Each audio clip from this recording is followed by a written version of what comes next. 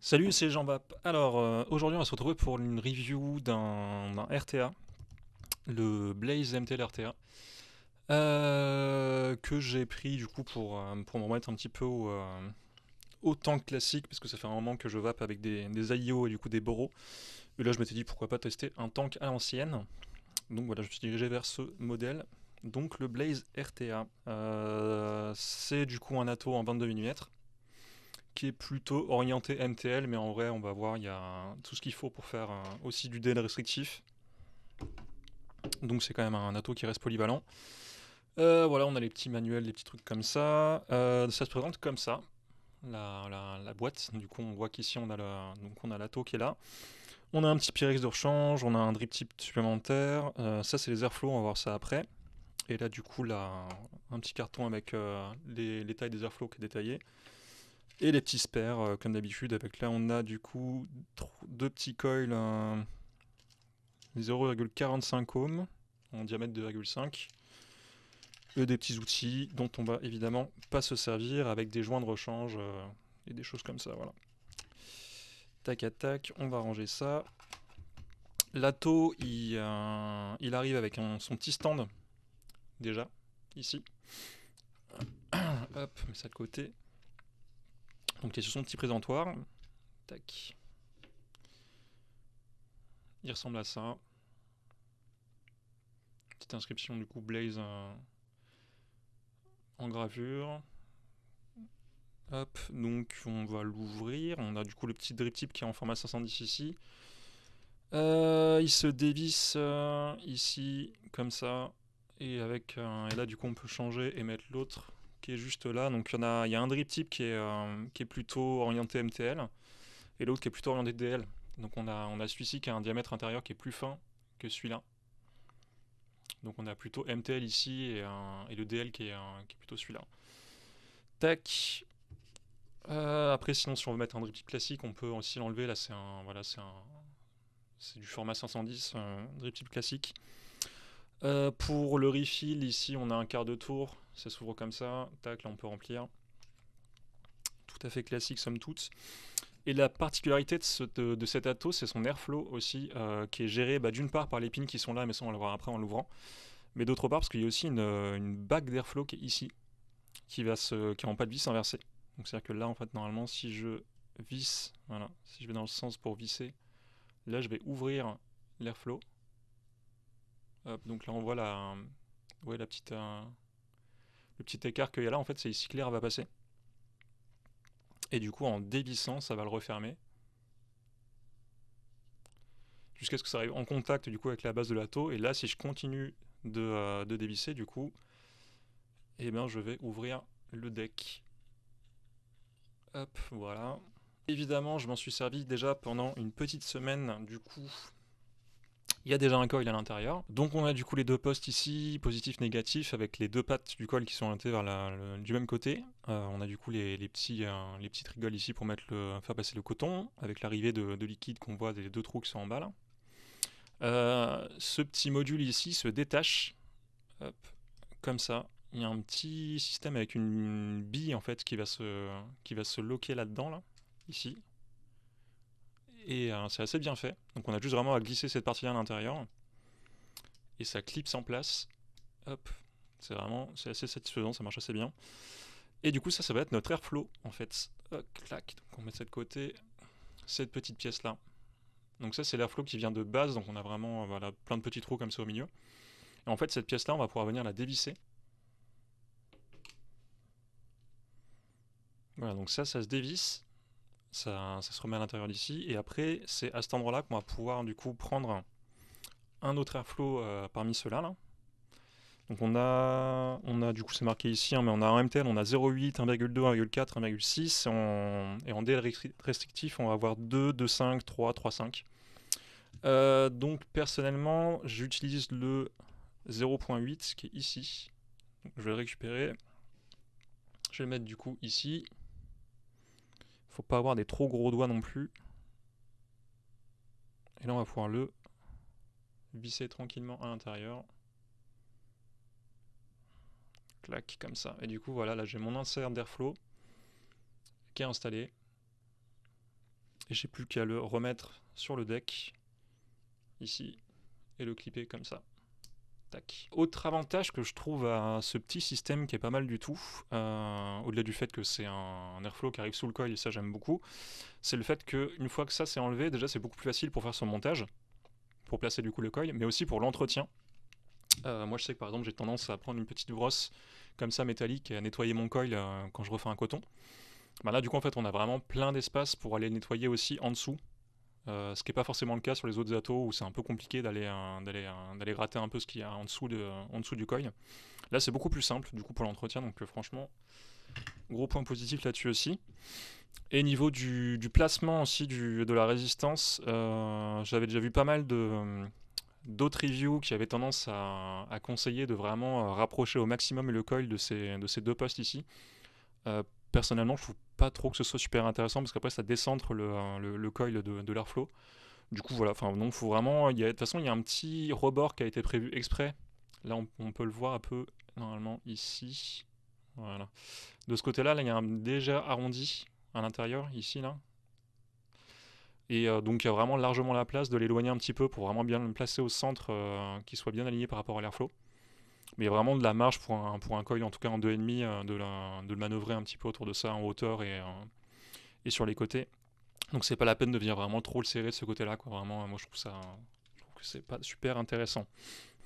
Donc ça évidemment, donc on a cette partie-là, le réservoir. Si on, normalement, bon là j'enlève le drip tip, hop, on peut retirer ça pour changer du coup le réservoir. On peut mettre le Pyrex à la place. Moi je vais laisser celui-là parce que je le préfère.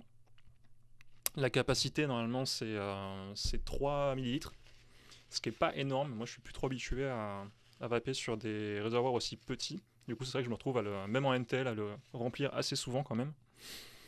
Mais bon voilà, il n'y a pas de kit d'extension pour l'instant, donc c'est avec ça qu'on est obligé de faire, et puis c'est comme ça, puis c'est pas non plus un gros problème, mais bon voilà, en tout cas il y a 3 ml et c'est pas énorme. Donc on va se faire un petit cotonnage sur la taux.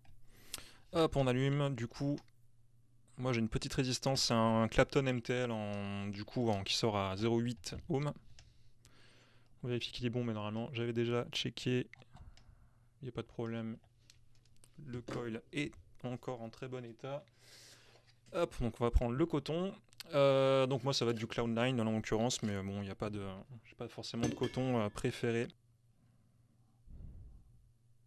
Donc à ce stade, on va garder quand même un peu de longueur parce qu'il y a quand même un peu de profondeur dans les puits ici. Donc personnellement, je pense que je vais le mettre vraiment au niveau de la largeur de la taux. Hop, on va garder à peu près cette longueur là. Comme ça. Vu que moi j'ai tendance à utiliser des liquides qui sont un petit peu épais, et ben je vais faire un petit truc, retirer 45 degrés comme ça de coton sur les deux côtés des pattes. Voilà, c'est ce que je fais en général pour avoir une meilleure circulation de liquide dans mon atto. Tac, voilà, donc je retire un peu de ce côté et je retire un peu de l'autre. C'est pas grand chose, mais personnellement ça m'a toujours un peu aidé à pas avoir de dry heat. Et ensuite on va pouvoir aller récupérer les petites pattes, clac, et les glisser tranquillement sans trop les tasser évidemment. Vraiment juste je les glisse dedans pour qu'elles tiennent toutes seules en place, mais je vais pas plus que ça forcer pour que ça rentre dedans. Voilà, donc ça, je pense que ça va le faire. On va prendre un peu de liquide.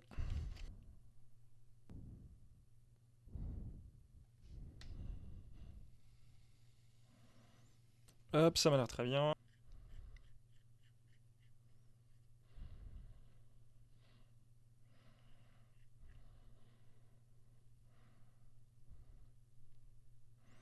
Ouais, du coup là, en vissant la base sur la taux, en même temps, du coup, ça ouvre complètement la bague d'airflow ici.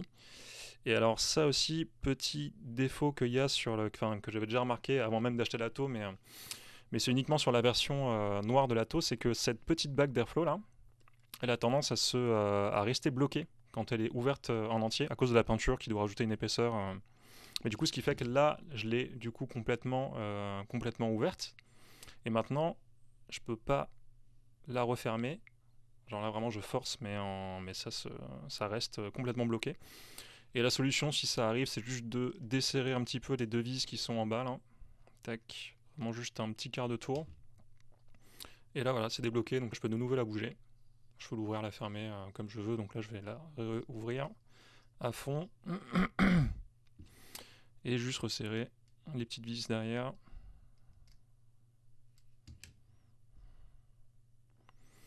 Et voilà, donc c'est pas un gros problème.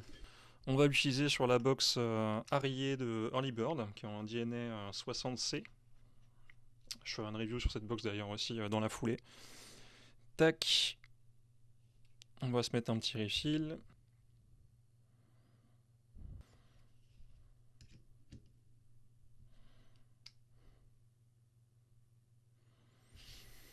Donc on a bien notre résistance qui arrive à 0,81 ohm, on est à 19 watts et on va tester ça.